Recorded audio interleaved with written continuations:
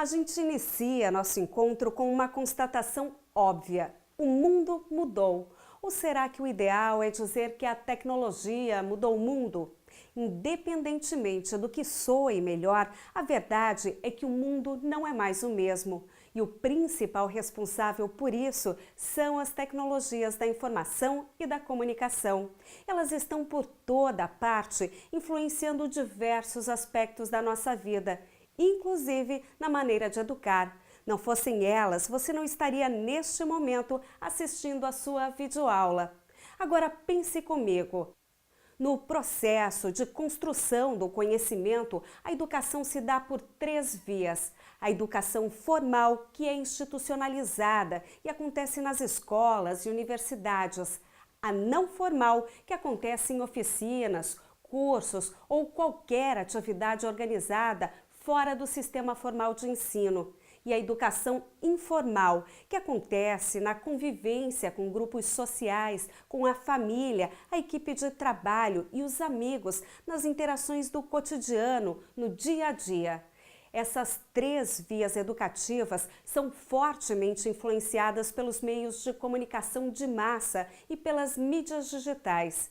Difícil hoje quem não tem acesso a sites de notícia, não receba e-mail ou não use ativamente os aplicativos do smartphone.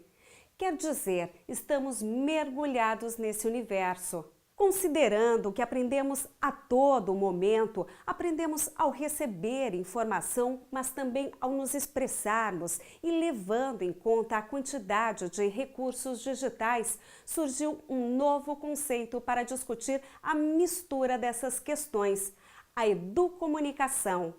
A expressão vem da junção de educação e comunicação, processos que são mediados pelas tecnologias. Essa nova área de estudo busca basicamente a integração entre a educação formal, informal e não formal, a renovação dos meios de aquisição do conhecimento e a inclusão das tecnologias da informação e da comunicação como parte da dinâmica formativa.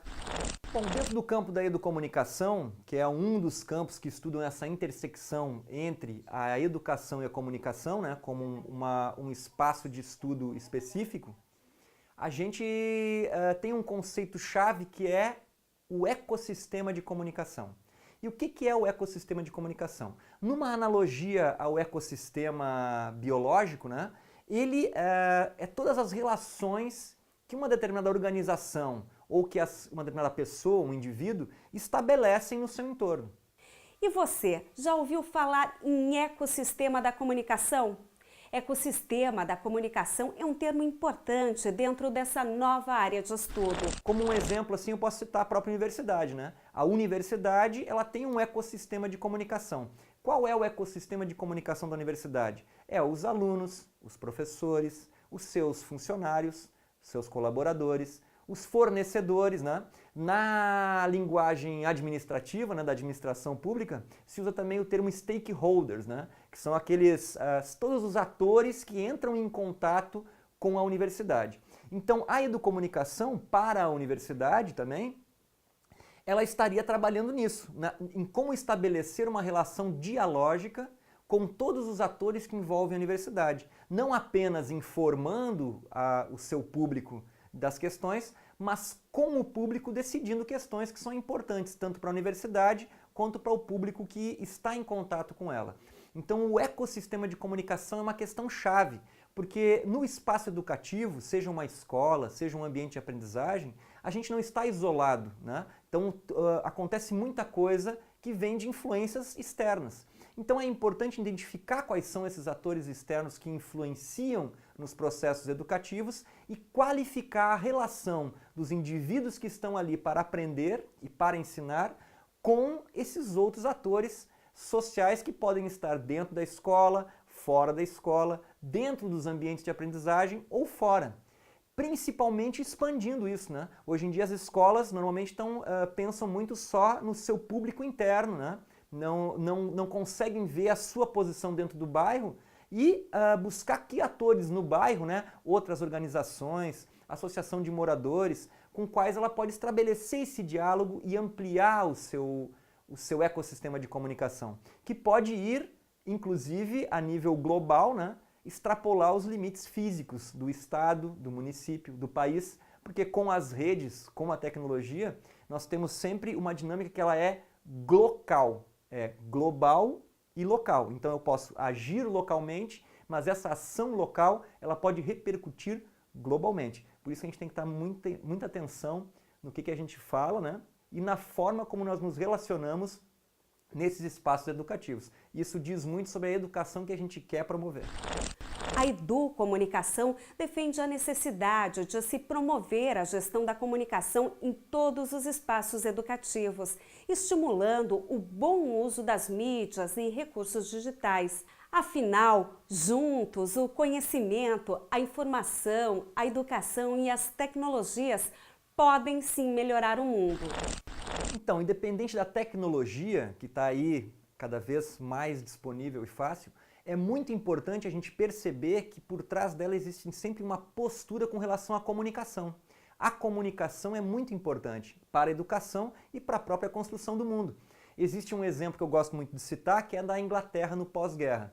Após a Segunda Guerra Mundial, a Inglaterra estava com um problema muito sério de abastecimento de alimentos e mesmo produção interna. E lançaram um programa pelo governo de incentivo às hortas comunitárias, hortas particulares, né? Ensinar a cultivar. E esse programa ele teve um fator muito importante, porque ele vinculou ao programa o uso dos meios de comunicação social, né? Por isso esse nome, meios de comunicação social, a gente esquece um pouquinho disso, né? Mas tem a ver com ajudar a comunicação, ajudar a construção da sociedade, né? Então, na Inglaterra do pós-guerra, o governo lançou um programa de fomento à produção de alimentos, vinculado a uma campanha publicitária nos canais de rádio, nos incipientes canais de televisão, nos horários nobres, nos horários de maior audiência. Então o governo pegou os horários de maior audiência para um fim social que era ensinar a população a produzir alimentos. E com isso eles conseguiram, então, divulgando como as pessoas podiam ter acesso ao programa, acesso às sementes, que plantas elas tinham que cultivar, conseguiu melhorar então a qualidade de vida da população que estava naquele momento passando fome por uma questão, por questão da guerra, né? Então, para vocês terem uma ideia da importância, pensem vocês, fazendo uma analogia nos dias de hoje, com a tecnologia que a gente tem. Se nós conseguíssemos, né, fazer esse mesmo uso positivo dos meios de comunicação, né? Se nossos meios de comunicação, em vez de estarem aí colocando os seus pontos de vista, estivessem servindo de alguma maneira a melhorar a sociedade, que sociedade nós teríamos? Se no horário nobre nós tivéssemos hoje, em vez de ter uma programação escolhida pelos veículos, né, tivéssemos, por exemplo, dicas sobre a própria segurança alimentar, ou então, em vez de falar de corrupção, dicas de como combater a corrupção, quais são os órgãos de transparência que nós temos que estar atento no governo, ou, por exemplo, com relação à violência, em vez de só divulgar a violência e os crimes, tivesse nos dando alguma dica de que tipo de ação que nós temos que ter entre nós mesmos para evitar esse tipo de violência, né? Para que a violência não aumente. Né? Como é que seria, por exemplo, divulgação na TV de comunicação não violenta, da solidariedade, se nós tivéssemos uma programação nos veículos de comunicação, sejam eles escritos, radiofônicos ou televisivos, com base nos Objetivos de Desenvolvimento Sustentável, por exemplo, que são pedidos pela ONU e espalhados para vários países, né, assinados por quase 200 países. Então, esse foco da comunicação mais positiva, ele poderia sim transformar a nossa realidade, o nosso ecossistema comunicativo, né? Elevar o padrão, não ficarmos só nas questões negativas. Então, esse é um trabalho que é importante da gente se alistar para fazer, que é realmente qualificar o nosso ecossistema de comunicação, editando o nosso mundo, colocando ali coisas que são boas para nós e não deixando entrar qualquer coisa que a gente não pediu para ouvir, não pediu para ver, não pediu para ler. A gente está lendo porque aquilo chegou a nós por um interesse de outro, né? Mas isso é assunto para uma outra videoaula.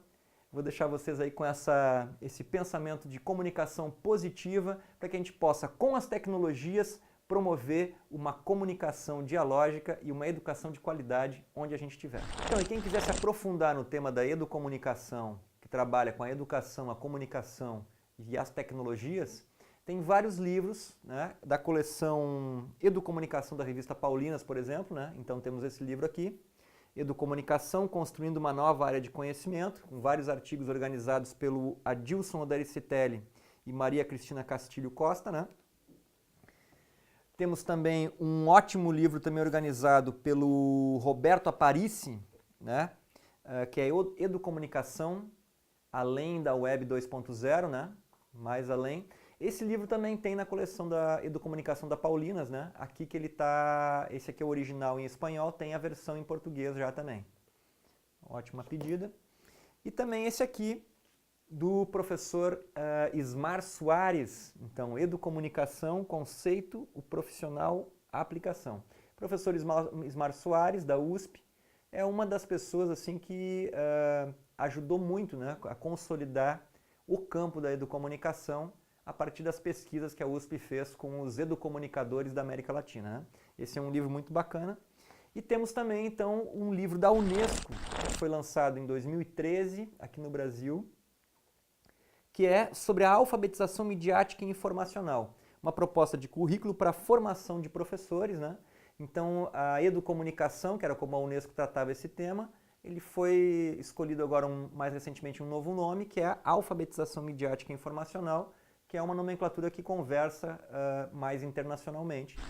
Viu só? A educomunicação acaba nos levando a reflexões importantes, questões que tentam compreender melhor como se dá a educação nos dias de hoje, como e onde acontece a aquisição do conhecimento, discussões que abordam a influência e o papel das mídias digitais nesse processo.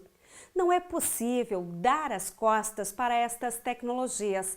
É preciso entender como elas podem se tornar aliadas do ensino e da aprendizagem e da construção de um mundo melhor.